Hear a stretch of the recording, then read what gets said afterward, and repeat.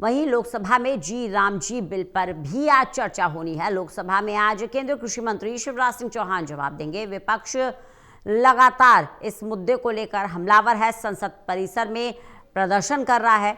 आज भी विपक्ष संसद परिसर में प्रदर्शन करेगा। लोकसभा में नए ग्रामीण रोजगार बिल पर चर्चा होनी है। तो मनरेगा का नाम बदलकर वीबी जी राम जी किए जाने को लेकर यह विवाद है। करीब 14 घंटे तक इससे पहले बहस चली थी, जिसमें 98 सदस्यों ने हिस्सा लिया था। और आज भी केंद्रीय कृषि मंत्री शिवराज सिंह चौहान इस चर्चा पर जवाब देंगे। प्रदीप कुमार हमारे साथ, हमारे एसोसिएट एडिटर लगातार बने हुए हैं। प्रदीप जी, एक और मुद्दा जो संसद की पटल पर रखा जाएगा लोकसभा में, जिस पर चर्चा होनी है, वो है वीबी जी राम जी। मनरेगा जब वीबी जी राम जी बना है तो अच्छी खासी महाभारत देखने को मिल रही है। देखिए, बिल्कुल रजना, सदन के अंदर हम देख रहे हैं और बाहर भी इस पर प्रदर्शन देखने को मिला है विपक्ष के सांसदों का। और गांधी प्रतिमा के पास प्रदर्शन आज भी किया जाएगा, ये जानकारी मिल रही है। क्योंकि बीते कल एक लंबी चर्चा लोकसभा में चली है। करीब 14 घंटे तक ये चर्चा, करीब 1:30 बजे सदन की कार्रवाई स्थगित हुई।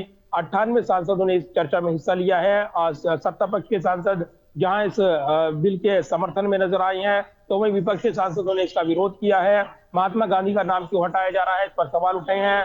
फंड को लेकर भी सवाल उठे हैं कि जो राज्य सरकार का अनुपात तय किया गया है, वो कहीं ना कहीं इस जो बिल की खामियां हैं उसकी ओर इशारा करता है। केंद्र सरकार अपनी जवाबदेही से बचना चाहती है। फंड की समस्या को लेकर, जबकि फंड बढ़ना चाहिए था, ये सवाल उठाए गए हैं। इसके अलावा केवल नाम बदलने से परिवर्तन नहीं होगा, इस योजना में और बड़े सुधार करने की जरूरत थी। लेकिन सरकार का तर्क है कि ग्रामीण अर्थव्यवस्था और जो गरीबी रेखा से पार परिवार हुए हैं, ऐसे में ग्रामीण अर्थव्यवस्था के लिहाज से अब इस योजना में बदलाव जरूरी है। और इसलिए विकसित भारत ग्रामीण आजीविका मिशन जी राम जी जो बिल है वो इसमें जोड़ा गया है, ये नाम। और इस नाम को लेकर कोई आपत्ति विपक्ष की ओर से नहीं है। महात्मा गांधी या राम को नाम को लेकर आपत्ति नहीं है, विपक्ष ये कहता है। लेकिन आपत्ति इस बात को लेकर है कि आखिर नाम बदलने को लेकर जो होर्डिंग्स बदले जाएंगे, दस्तावेज बदले जाएंगे, एक पूरी प्रक्रिया चलाई जाएगी, उसमें पैसा खर्च होगा। उसको लेकर सरकार अपनी जवाबदेही से बचना चाहती है, जबकि इसमें बड़े मूलभूत बदलाव होने चाहिए थे। तो अब चर्चा का जवाब देते हुए यहाँ पर केंद्रीय कृषि मंत्री शिवराज सिंह चौहान नजर आएंगे।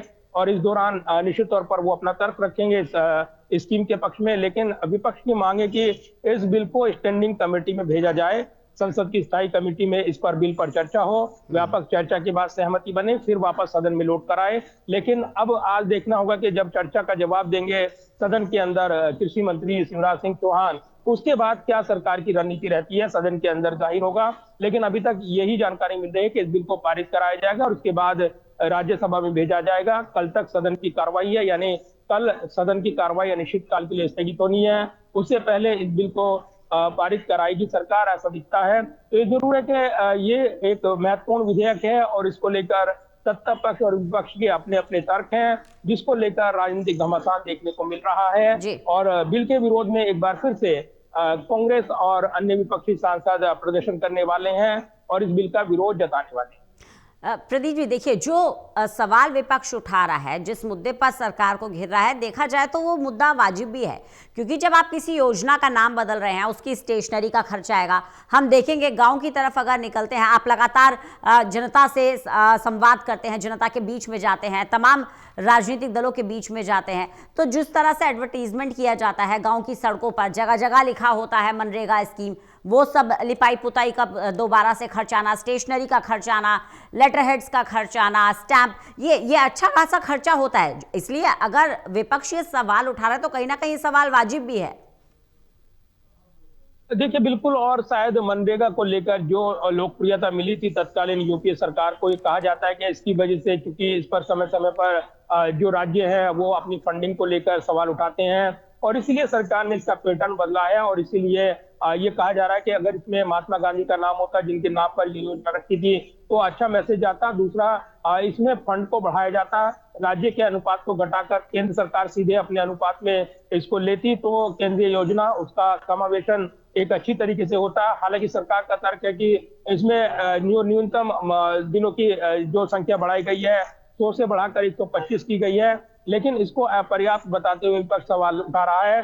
दूसरा, फंडिंग पैटर्न को लेकर सवाल है। ज्यादातर राज्यों में 60% करने का जो प्रस्ताव है, इसको लेकर विपक्ष का कहना है कि अगर राज्य सरकार के पाले में डाल दिया जाएगा तो राज्य सरकारें फंड मुहैया नहीं कराएंगी, तब ये स्कीम बंद हो जाएगी। इस पर ये बंद होने का खतरा मंडराएगा और इसीलिए वो कह रहे हैं कि पूरी तरीके से सरकार फंडिंग ये स्कीम होनी चाहिए और इसलिए फंड के सवाल पर एक विवाद देखने को मिला है। लेकिन इसमें राज्य सरकारों की भागीदारी सरकार सुनिश्चित करना चाहती है। ग्रामीण अर्थव्यवस्था के लिहाज से विकसित भारत का नाम इसमें जोड़ा गया है। तो विकसित भारत 2047 का विजन पेश किया गया है। बीते कल हमने देखा कि लोकसभा में जब निशिकांत बोल रहे थे तब उन्होंने ये भी कहा कि महात्मा गांधी के नाम पर इन्होंने योजना रखी, लेकिन क्या राष्ट्रपति के नाम पर होती है, उपराष्ट्रपति के नाम पर कोई योजना होती है? तो ये पैटर्न ही गलत था, ये उन्होंने विरोध किया। दूसरी तरफ विपक्ष कह रहा है कि महात्मा गांधी, जो राष्ट्रपिता महात्मा गांधी, उनके नाम पर अगर योजना है उसका विरोध कर रहा है यहाँ पर सत्ता पक्ष, तो वो दिखाता है कि महात्मा गांधी नाम से उनको परहेज है और इसलिए उनके नाम को हटाया गया है। तो अब इस पर एक बड़ा विवाद चल रहा है और राजनीतिक मुद्दा बना हुआ है।